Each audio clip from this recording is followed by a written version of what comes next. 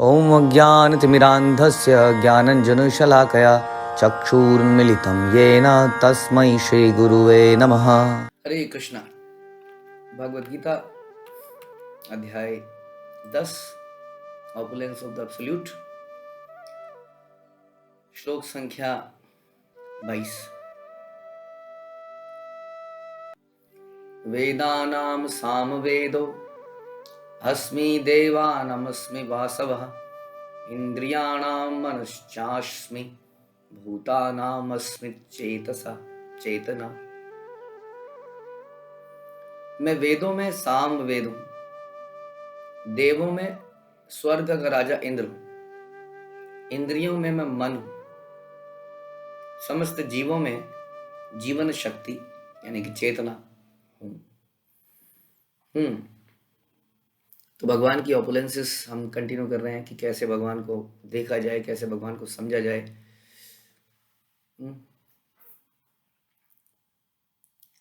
प्रारंभिक अवस्थाओं में भगवान को उनके विराट रूप के रूप में समझा जा सकता है। तो विराट रूप की जो बहुत ही जल्दी विराट रूप प्रस्तुत होने वाला है 11th चैप्टर के अंदर, उसमें हम इसके बारे में डिटेल में सुनेंगे। तो यहाँ पर आसपास की हमने सुना कैसे हर चीज में जो बेस्ट है that is represented by Krishna. That is how we should be looking at it. तो वेद जो हैं, हम सुनते हैं कि वेद एक हमारा जो भी वैदिक साहित्य है उसको श्रुति और स्मृति में हम डिवाइड कर सकते हैं। श्रुति हम कहते हैं वेदों को, और स्मृति हम कहते हैं पुराणों को, यानी कि भगवद गीता, भागवतम, रामायण, महाभारत हैं स्मृति और वेद हैं श्रुति। तो श्रुति, स्मृति, पुराण आदि पंचरात्रिक विधि विना अहेत एकांत की हरिर भक्ति उत्पादेव कल्पते, ऐसा हम सुनते हैं कि यदि हमारी भक्ति इस वैदिक साहित्य जिसमें श्रुति एंड स्मृति दोनों ही आता है, पुराण आदि सब आता है, इसके अनुसार हम भक्ति नहीं करते हैं तो भक्ति वास्तव में भक्ति नहीं है, वो समाज में उत्पाद मचाती है। पादेव कल्पते।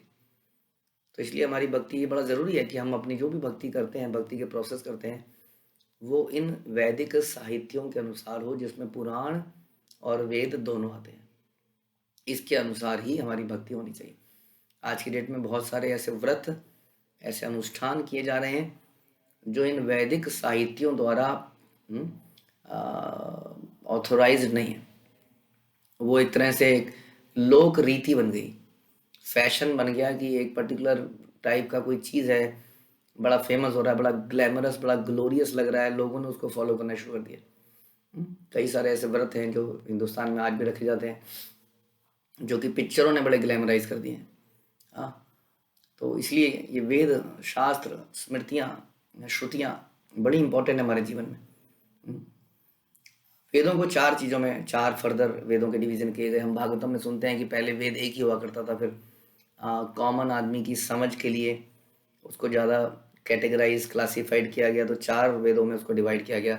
ऋग्वेद, यजुर्वेद, सामवेद और अथर्ववेद। ये 4 वेदों में हमने पूरे ज्ञान को, वैदिक साहित्य को डिवाइड किया गया, और इन 4 वेदों के अलग अलग नेता, लीडर, प्रचारक बनाए गए जिन्होंने इनका प्रचार करने का बीड़ा उठाया। और फिर पंचम वेद हम सुनते हैं पुराणों को, तो यह है 5वां वेद जिसको हम बोलते हैं स्मृति। तो ये भी उतने ही इम्पोर्टेंट है। तो ये स्मृतियाँ क्या हैं? ये ऐतिहासिक घटनाओं का कलेक्शन है। श्रुति जो से पहले हमने सुना, वेदों में ज्ञान है, और आप ये कह सकते हैं कि अलग अलग समय पर भक्तों ने इस वैदिक ज्ञान को कैसे अपनी लाइफ में इम्प्लीमेंट किया, वो सारी कथाएं पुराण हैं, जो कि कोई कहानी नहीं है, ऐतिहासिक घटनाओं का संकलन है। क्योंकि कलयुग में बुद्धि बहुत कम है, हम लोग डायरेक्टली ज्ञान से नहीं समझ पाते हैं। इवन पढ़ाई लिखाई में भी हमें प्रैक्टिकल चीज़ें देखनी पड़ती हैं। इसलिए आजकल टीवी वीडियोस का बहुत ज़माना आ गया है कि कुछ पढ़ाया जाता है तो साथ में उसको वीडियो भी दिखाई जाती है। पहले के ज़माने में लोग सुन के समझ जाते थे सारी बातें, इसलिए श्रवण पर बड़ा इंपॉर्टेंस दी थी। आज की डेट में श्रवण से इतना हम समझ नहीं पाते हैं क्योंकि माइंड बहुत ज़्यादा डिस्ट्रैक्टेड है। इसलिए किसी भी ट्रेनिंग प्रोग्राम में साथ में एक वीडियो जरूर रखी जाती है। आज की डेट में कुछ फोटोज़ रखी जाती हैं ताकि उसका अटेंशन को लिया जा सके।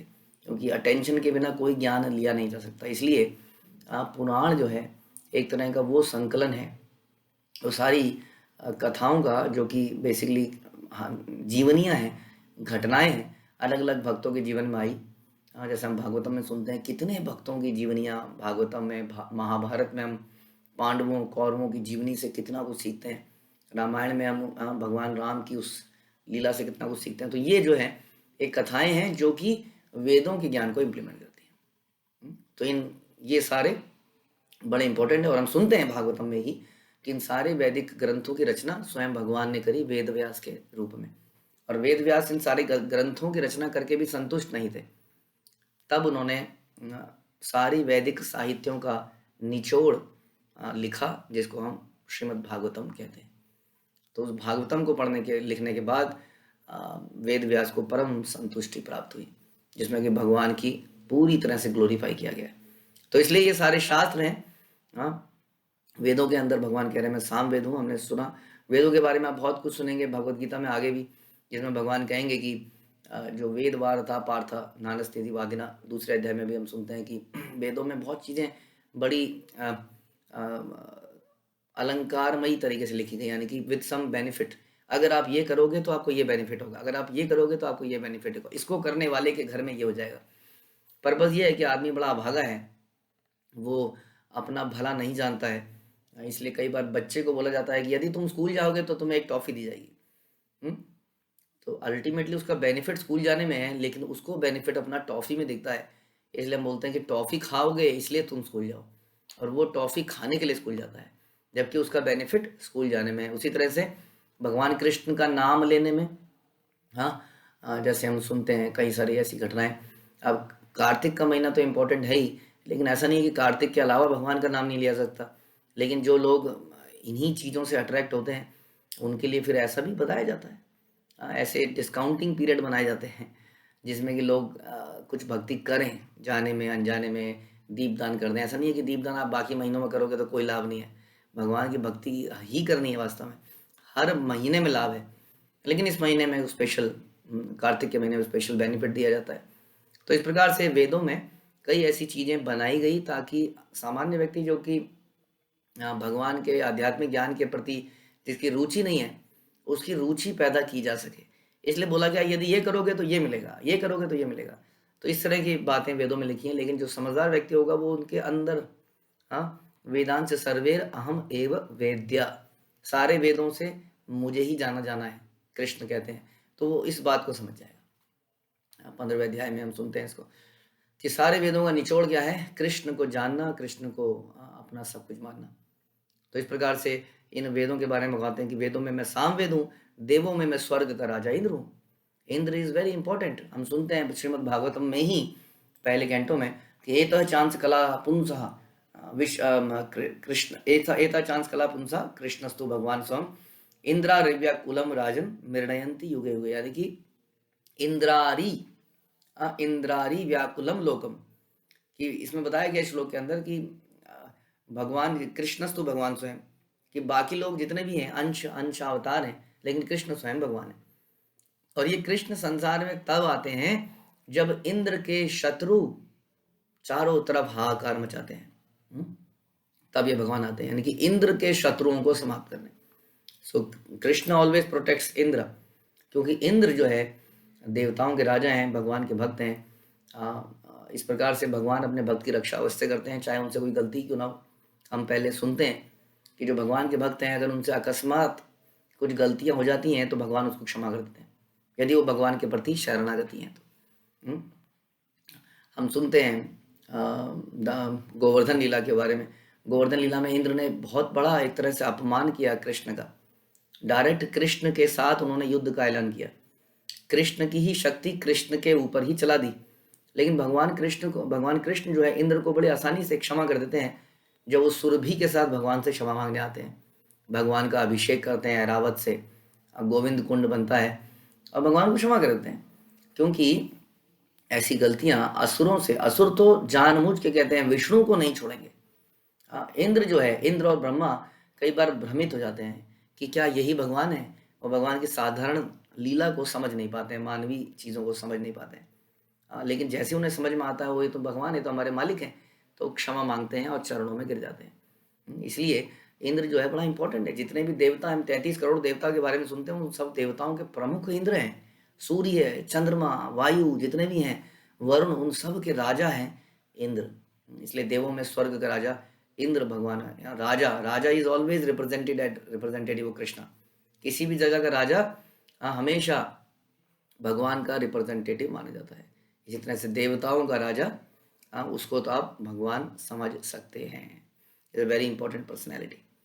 तो हमने सुना कि देवताओं में और असुरों में यही अंतर है। असुरों के अंदर एनवियसनेस है, वो पाप जानबूझ के करते हैं।